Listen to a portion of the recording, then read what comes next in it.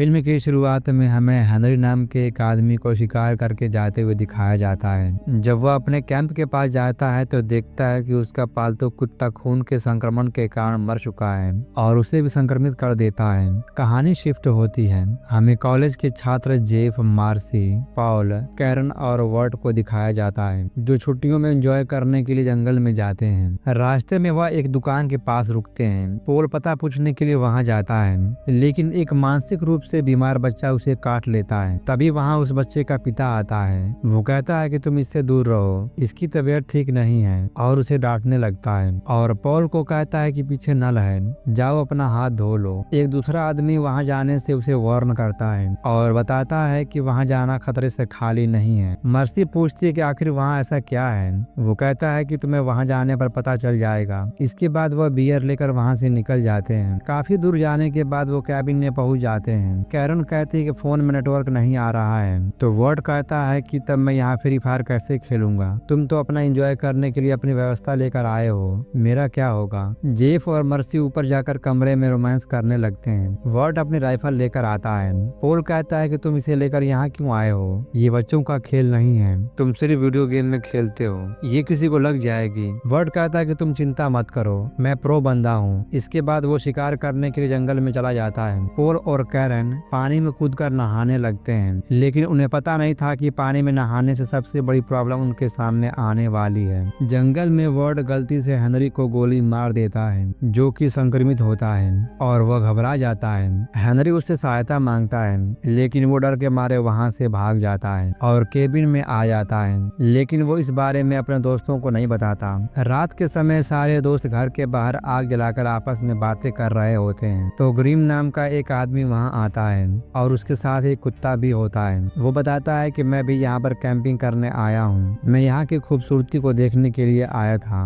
और मैं तुम सबको देखकर यहाँ आ गया। मर्सी कहती है तुम वहाँ अकेले क्या करोगे, तुम हमारे साथ यहाँ रुक जाओ। ग्रीम कहता है कि नहीं, बारिश होने वाली है और मेरा सामान वहीं पर है तो मैं जा रहा हूँ, पर मौका मिलने पर मैं आ भी सकता हूँ। बारिश का मौसम देखकर सारे दोस्त घर में चले जाते हैं। कुछ समय बाद उन्हें दरवाजे पर आवाज सुनाई देती है। उन्हें लगा कि शायद ग्रीक आया होगा, इसलिए वो दरवाजा खोल देते हैं, लेकिन वो हेनरी होता है जो सहायता की भीख मांगता है। वर्ड दरवाजे को बंद कर देता है। उन्हें कुछ समझ में नहीं आता कि ये कौन है और इसे क्या हुआ है, लेकिन वर्ड जंगल में हुए हादसे के बारे में उन्हें नहीं बताता। हेनरी उनकी गाड़ी ले जाने की कोशिश करता है। सारे दोस्त उसे देखकर बाहर आते हैं और अपने हाथ में कुछ न कुछ हथियार लेकर उसे बाहर निकलने के लिए कहते हैं, लेकिन वो गाड़ी के अंदर उल्टी कर देता है। वर्ड उसे शूट करता है, लेकिन गोली गलती से टायर पर लग जाती है और टायर पंचर हो जाता है। मर्सी उसे रोकने के लिए उसके ऊपर तेल डाल देती है और जेफ आग से उसे अपने तरफ आने से रोकता है, लेकिन तेल की वजह से बॉडी में आग लग जाती है और वो जलते हुए वहां से चला जाता है। वो काफी घबरा जाते हैं और कहते हैं कि हमने एक आदमी को मार दिया, लेकिन वर्ड कहता है कि ये एक हादसा था और कुछ नहीं, हमने अपनी जान बचाने के लिए ये सब किया। हम पुलिस को इन्फॉर्म करेंगे और सारी बात बता देंगे और हमें जितना जल्दी हो सके यहाँ से निकलना होगा। अगली सुबह वो देखते हैं कि गाड़ी पर खून लगा हुआ है। पॉल बहुत गुस्सा होता है और कहता है कि तुम्हारी वजह से गाड़ी पंचर हुई है। वर्ड कहता है कि मैंने हम सबको बचाने के लिए किया और जो हुआ वो एक हादसा था। मर्सी कहती है कि झगड़ा बंद करो और किसी मैकेनिक को खोज कर लाओ और मैं भी किसी को ढूंढने के लिए जा रही हूँ, और वो नाव पर बैठकर सहायता लाने के लिए चली जाती है। वर्ड और जेफ सहायता के लिए पैदल निकल जाते हैं। उन्हें एक घर में एक औरत दिखाई देती है जो कसाई का काम कर रही थी। वो बताती है कि यहाँ कोई बीमारी फैल गई है, इसीलिए मेरे सारे सुअर मर रहे हैं। वो दोनों पूछते हैं कि हमें यहाँ किसी मैकेनिक की तलाश है क्योंकि हमारी गाड़ी पंचर हो गई है। वो बताती है कि यहाँ कोई मैकेनिक नहीं है और पूछती है कि क्या तुमने मेरे भाई को देखा है। वो हेनरी के बारे में बात कर रही होती है जिसको उन्होंने रात को आग लगा दिया था। फोटो को देखकर वो पहचान जाते हैं और वहाँ से निकल जाते हैं। उधर केबिन में कैरन बताती है कि मुझे नींद नहीं आ रही, जब से मैंने उसे आग में जलते हुए देखा है, मैं यहाँ नहीं रहूंगी।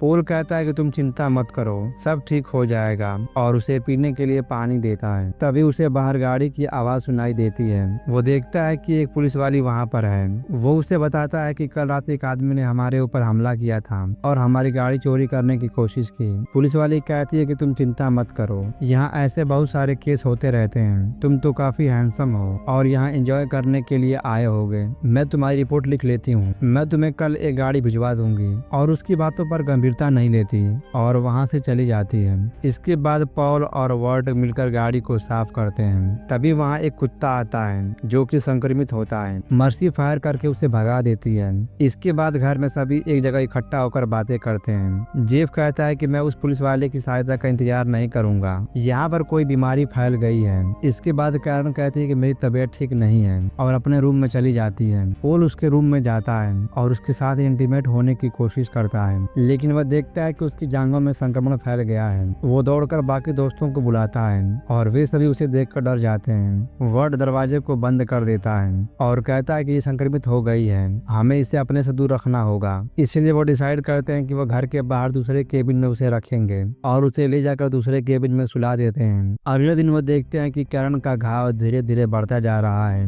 वर्ट और जेफ मिलकर गाड़ी का टायर ठीक करते हैं और गाड़ी को स्टार्ट करके देखते हैं। इसके बाद वो कैरन को ले जाते हैं, लेकिन वह खून की उल्टी करने लगती है। जेफ कहता है कि ये हम सबको इन्फेक्टेड कर देगी और वो कहता है कि मुझे लगता है कि तुम भी इन्फेक्टेड हो गए हो। वर्ट कहता है कि बैठना है तो बैठो, नहीं तो मैं यहाँ से जा रहा हूँ, और गाड़ी को स्टार्ट करके वहाँ से चला जाता है। जेफ घर के अंदर जाता है और बियर की बोतल लेकर कहता है कि मैंने तुम सबको मना किया था इसे छूने के लिए, अब तुम सब इन्फेक्टेड हो चुके हो और मैं तुम सबसे दूर रहना चाहता हूँ, और जाकर एक घर में अपने आप को कैद कर लेता है। वर्ट दुकान के पास जाता है और कहता है कि मेरी दोस्त संक्रमित हो गई है, मुझे मेडिकल सहायता चाहिए, प्लीज फोन लगा दो। दुकान वाला आदमी कहता है कि तुम यहीं पर रहो, मैं फोन लगाता हूँ। वो जैसे ही अंदर जाता है उसका बेटा वर्ट को काट लेता है। वो आदमी आकर उल्टा उसे ही डांटने लगता है और कहता है कि तुम जितनी बार आते हो मेरे बेटे को परेशान करते हो, तुम यहाँ से निकल जाओ नहीं तो मैं तुम्हें शूट कर दूंगा, और वर्ट खून की उल्टियां करने लगता है। दुकान वाला आदमी अपने दोस्त से बंदूक मांगता है और वर्ट वहाँ से भाग जाता है। वो बताता है कि इसके सारे दोस्त संक्रमित हो गए हैं, जैसे हमारी गाय हो गई थी और हमने उसे मार कर जला दिया था, हमें इन सबको मारना होगा नहीं तो ये हम सबको इन्फेक्टेड कर देंगे। इसलिए वो अपने दोस्तों को लेकर उसका पीछा करने लगता है। वर्ट गाड़ी को रोककर जंगल में भाग जाता है। केबिन में मर्सी को चिंता होती है कि वे सभी इस बीमारी से संक्रमित हो जाएंगे, लेकिन पॉल उसे विश्वास दिलाता है कि कोई बात नहीं, कोई न कोई सहायता आ जाएगी। इसके बाद वे आवेग में आकर रोमांस करने लगते हैं। इसके बाद पॉल जेफ को खोजने के लिए केबिन से बाहर जंगलों में जाता है। उधर मर्सी बाथरूम में नहाने चली जाती है। जैसे ही वो अपने पैर पर शेविंग करती है उसका मांस निकलने लगता है और वो भी संक्रमित हो जाती है। वो घायल अवस्था में घर से बाहर निकलती है। तभी वहाँ एक संक्रमित कुत्ता आता है और उसे नोच नोच कर मार देता है। पॉल पानी के करीब जाता है तो उसे हेनरी पानी में खींच लेता है, लेकिन पॉल उसे डुबा कर मार देता है। तो उसे पता चलता है कि ये संक्रमण पानी से फैल रहा है, जिस पानी का उपयोग हम पीने और नहाने के लिए कर रहे हैं। वो बताने के लिए दौड़ते हुए कैबिन की तरफ आता है तो देखता है कि मर्स की बॉडी टुकड़ों में पड़ी है और दूसरे कैबिन में कैरन की चिल्लाने की आवाज सुनाई देती है। वो दरवाजा खोलकर देखता है कि कुत्ता उसे नोचकर खा रहा है। वह बंदूक से उसे शूट करके मार देता है। कैरन कहती है कि मुझे मार दो, मैं इस दर्द को नहीं सह सकती, और पॉल ना चाहते हुए उसे फावड़े से मार देता है। वर्ट दौड़ते हुए केबिन के पास आता है, लेकिन डेनिस के पिता और उसके दोस्त उसका पीछा करते हुए वहां आ जाते हैं और वर्ट को मार देते हैं, लेकिन पॉल उन तीनों को शूट करके मार देता है। इसके बाद पॉल जेफ की तलाश करने के लिए जाता है और डेनिस की गाड़ी को लेकर वहां से भागने की कोशिश करता है, लेकिन उसका एक्सीडेंट हो जाता है। इसके बाद वो वहां से जंगल में जाता है जहां पर पुलिस वाली कुछ लोगों के साथ पार्टी कर रही थी। वो कहता है कि तुमने गाड़ी भेजने के लिए कहा था, तो पुलिस वाली कहती है कि तुम चिंता मत करो, सब ठीक हो जाएगा। तभी उसे वॉकी टॉकी पर फोन आता है। फोन पर बताते हैं कि कैबिन में इन्फेक्शन फैल गया है और वहाँ के लोगों को देखते ही गोली मार दो। इसके बाद वो कहती है कि मुझको तुम्हें मारने के लिए ऑर्डर आया है, लेकिन मैं तुम्हें नहीं मारूंगी और ना ही मैं तुम्हें अपनी गाड़ी दूंगी। यहाँ पर एक शॉर्टकट है, तुम वहाँ से निकलकर शहर में जा सकते हो